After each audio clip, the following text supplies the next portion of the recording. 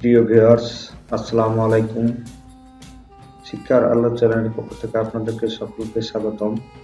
আজকে আমি খুব সুন্দর একটা জিনিস নিয়ে এসেছি আপনাদের সামনে।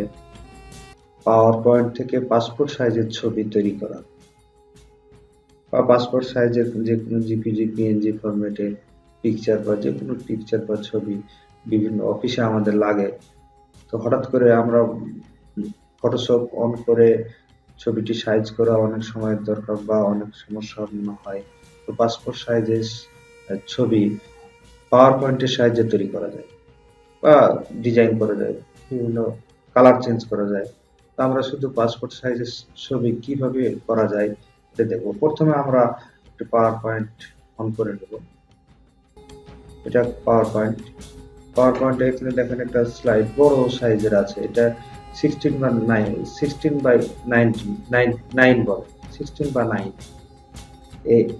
এটা সাহায্য হবে না, আমরা প্রথমে একটা ছবি নিয়ে নিতে হবে। আর ছবিটা কত রেজুলেশনে করবো, 300 বা 300 বা 300 250 400 বা 300 এরকম হতে পারে। বিভিন্ন আকৃতির ছবি আমাদেরকে বিভিন্ন অফিসে বলে। তো আমাদের বর্তমান প্রাইমারি সার্কুলারে 300 ছবি চেয়েছে। তো এই 300 ছবি আমরা তৈরি করে নেব। তো সেটা করার পূর্বে আমাকে জেনে নিতে হবে যে 1 ইঞ্চি সমান কত পিক্সেল। আমাদের 1 ইঞ্চি সমান 96 পিক্সেল। তাহলে 300 বানাতে গেলে আমাকে কতটুকু করতে হবে? 300 বানাতে গেলে আমার মনে করেন যে 3 পয়েন্ট সামথিং লাগতে পারে। প্রথমে আমি ছবিটা নিয়ে নিব।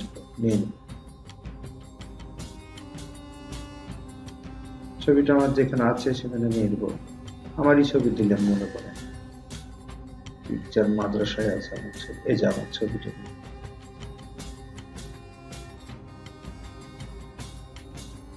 তো 300 রেজুলেশন যদি ছবি তৈরি করতে যাই, তাহলে ছবিটা আমাকে 3.12 ইঞ্চি করে হাইট এবং ওয়েট করে নিতে হবে। তাহলে 3.12 করে নেন।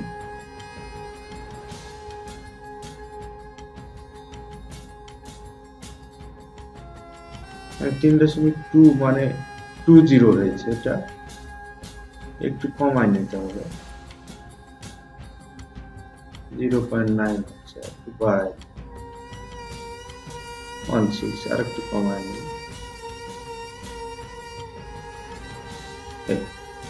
3.12 এটা 300 রেজুলেশন। দেখেন বর্গাকার হয়ে গেছে, 300 রেজুলেশন। এখন এটা যদি আমি এই অবস্থায় সেভ দিই পিএনজি বা জিপিজি ফরম্যাটে, তাহলে এই জায়গাগুলো ফাঁকা থাকবে, ছবিটা সামান্য একটু দেখানো যাবে। তো এই স্লাইডটাকে আমাকে ওই 300 রেজুলেশনে তৈরি করে নিতে হবে, তাছাড়া হবে না। তো স্লাইড 300 রেজুলেশন করতে গেলে আমাদেরকে প্রথমে ডিজাইনে যেতে হবে। ডিজাইনে যাওয়ার পর স্লাইড সাইজে যেতে হবে। স্লাইড সাইজে গেলে এগুলো দিলে হবে না, স্লাইড সাইজে যে কাস্টম স্লাইড সাইজে যেতে হবে। সেখানে গিয়ে আমাকে ওই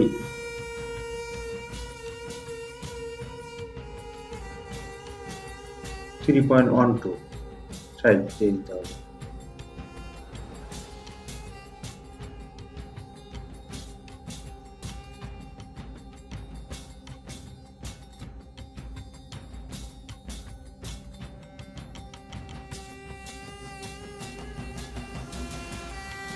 থ্রি পয়েন্ট টু পাওয়া যাচ্ছে।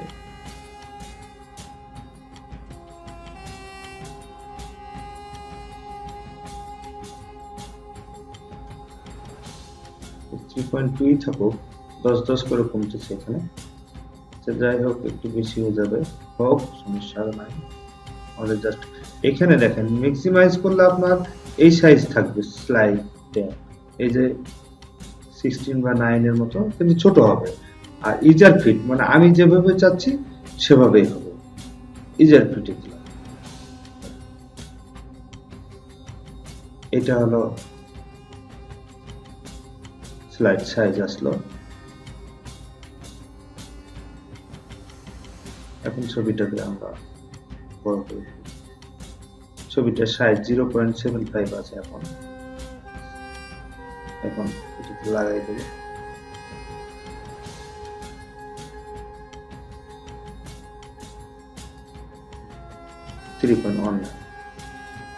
এই হয়ে গেল আমার 300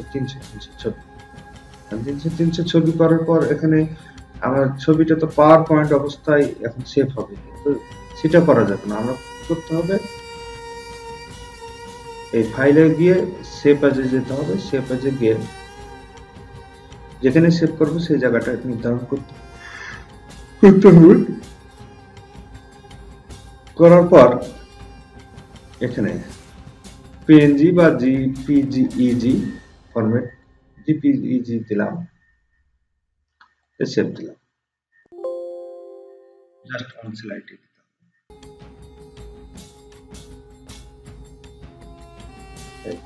দেখেন, একটু অন করে দেখি কেমন হচ্ছে।